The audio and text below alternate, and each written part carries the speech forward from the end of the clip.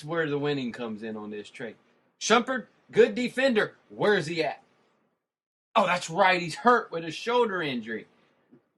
What does Shumpert always do? Oh, he always gets hurt. Just what you need on the Cavs is another person that always gets hurt.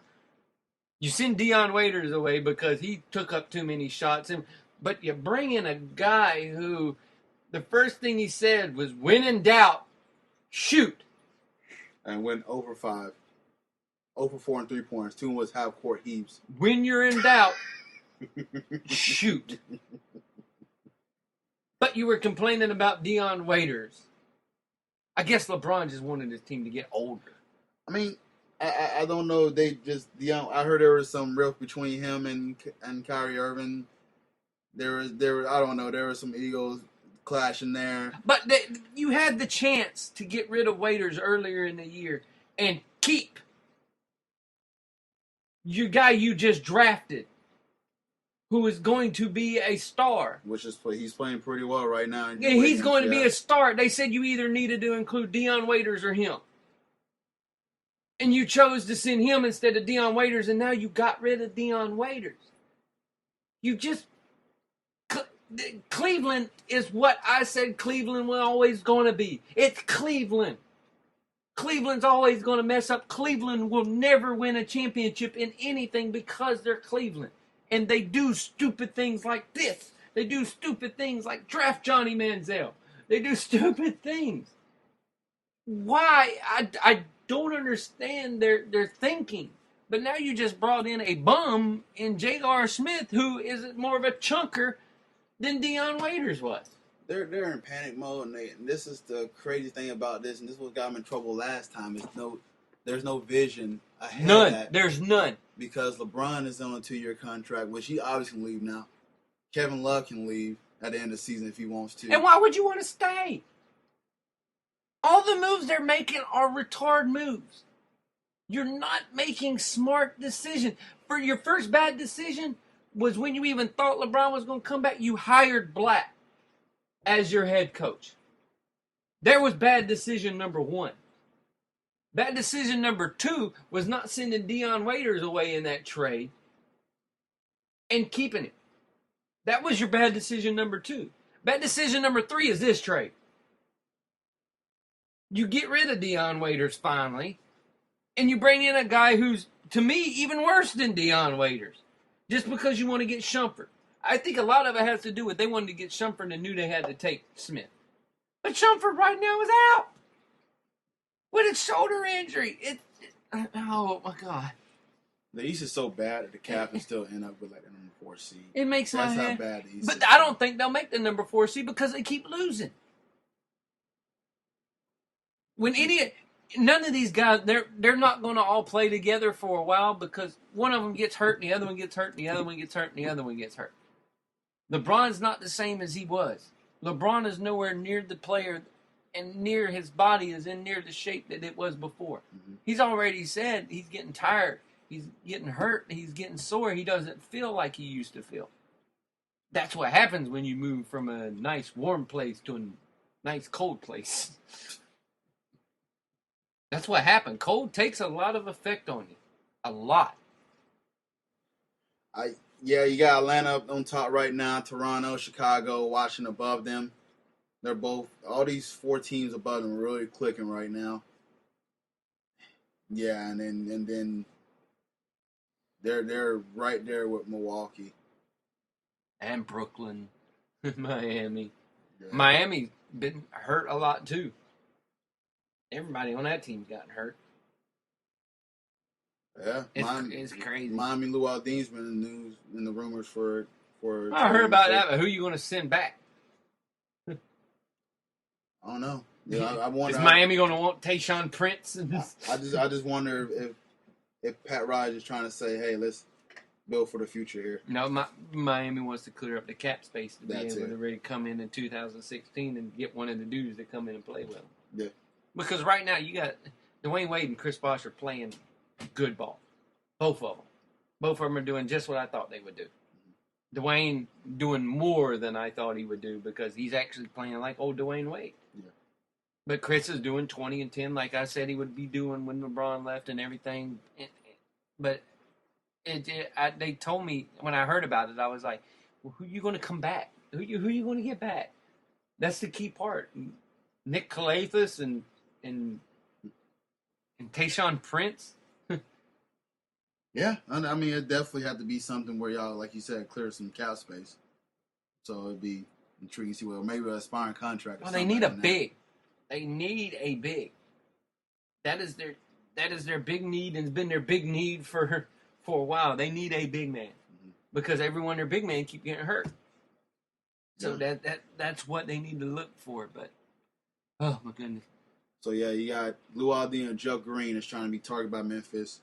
Tony Walton is being targeted by the Clippers, and Lance Stevenson is in the rumors about to the Nets. And the Nets is just that disaster they try to say cash in now was a disaster. Yeah. Trade for Garnett and Pierce, who are pushing 40. I'm just using that just as a joke, but they're probably near that age. They are pushing 40. Yeah, they are pushing Shut 40. up with the pushing 40 stuff. I forgot my co-host here. It's pushing 40. Make them feel better. They're pushing 50. No, they're definitely pushing 40. They're up there, so. They're up there. They're. We talk to them like they're old as crap, and I'm the same age as these. So, I mean, all these rumors coming out here. I mean, my opinion, I like to see the Walton to the Clippers because I've been saying the Clippers need a wing player for the longest time. What kills me, though, is somebody said Lou Aldain wasn't fitting in with Miami. But yet he's scoring 19 points a game, and I'm like, he's fitting in pretty nicely. Yeah. Like when you score 19 a game, have 5 assists, and they're averaging 6 rebounds, you're fitting in pretty nicely. I don't think it's not fitting in part. I think there's something else to it. Right. So, but yeah, we'll keep it. We'll touch some of the NBA a little bit more on Saturday, but on Saturday we'll make sure we definitely talk about the national championship game with our former head ball coach with Oregon. We won't say their team name, but while we're talking about that, oh, you mean from the state I cannot stand, that team with Urban Meyer as their head coach? Yeah, I said it. What? The first half of the game, he was starting to have heart trouble. Oh boy. Oh. But no, while we're at it, we can talk a little bit about those two games. Oregon did exactly what we said they would do. If Florida State made mistakes, there's going to be that team that does not let off the gas pedal and will not be as mediocre at scoring points than the teams Florida State has played. And once they ran into that team, they would get just annihilated. And they got annihilated. Which everybody's been saying this all year long. They're saying they're... You get lucky when you play teams that can't complete a 10-yard pass, but you turn the ball over 4 or 5 times. Florida, you turned the ball over 4 times. If Florida could complete a 10-yard pass, Florida would have beat you. This team can complete 50-yard passes, and they wore your butts out, which is exactly what I said was going to happen. If Oregon will not let off the gas pedal, and Oregon, if they got a lead, will keep scoring points, and they did. Oregon even went for 2 the first play after the first touchdown. Oregon just came out and they devastated Florida State. Running the same 6 plays, they just annihilated Florida State. This is the beauty of the playoff system because everybody, well, we're 11-0. We should be ranked number 1. Well, you get to find out if you're really legit or not. And Florida State, as you saw, just really got exposed. And Oregon was running that up-tempo offense that Florida State could not figure out their sub-patterns. At one point, they was running a play every 9 seconds. They ended up slowing it up to every 16 seconds they ran a play. But there was a point in the first half where they were running a play every 9 seconds. I can't even catch a breath in 9 seconds. No, you really got to be in great shape for that, and even. But they were just go. Oh, it was if you never got a chance to watch Oregon and that was your first time watching them, you're in awe. You're going, oh my God, how you can't keep up with it. If you're on defense, you're going, oh, wait. You have to have a sub standing on the sideline. As soon as that play over, run him out and run a guy off to even get the guy to the line in 9 seconds. Never thought I'd see as what you call equivalent to a fast break in basketball, what you see in football. It was ridiculous how fast they were just getting up. They're getting spacing. Up to the line. They're spacing. The way they do everything and how fast they run it is it's crazy. It is a beautiful system to sit there and watch because they legit run 6 plays. Yeah. They run 6 plays. The bubble screen to the outside. Then if they don't have the bubble screen to the outside, they throw to the outside receiver to where he catches a pass and goes. They run the read option. They'll hand the ball off. They'll run the regular option. But it all happens so fast you have no time to adjust for it. You know they're going to run the same play, but you can't stop it because you don't have no time. You don't have no time to let it sink into your head what they're going to do. You're trying to guess. Yeah. The speed of that system is what makes that so dangerous. They got the players to execute it. They got so many fast guys that they just execute it at. And it's great for the offensive linemen because they don't got to block that long. No. They block for a little bit because the ball's already gone. It's just so fast paced. It's ridiculous. But we, like me and Kevin said before, and like, listen, Florida State's been on this non-life deal. Where, John even said it. Yeah, John's been preaching the last Your few 9 lives will be diminished if you do that stuff against somebody that's actually good on offense. And that's what happened. They met up with people that do not let off the gas pedal. Gotcha. And they just they ran them boys all the way into the ground. Just boom, boom, boom. I was like, hey, look at him run. There he goes again. And then Jameis Winston doing the Manti Te'o's girlfriend sack and fumble. Nice. Kevin and his memes. Did the Sonic the Hedgehog. Oh, Kevin was trolling people. It was the funniest thing in the world. Oh, and then him going pro. Yep, he did announce that he's going pro. And then now he's going pro. So it'll be interesting. Which brings me to my thing. Go ahead. Everybody looks at him and sees all this different stuff.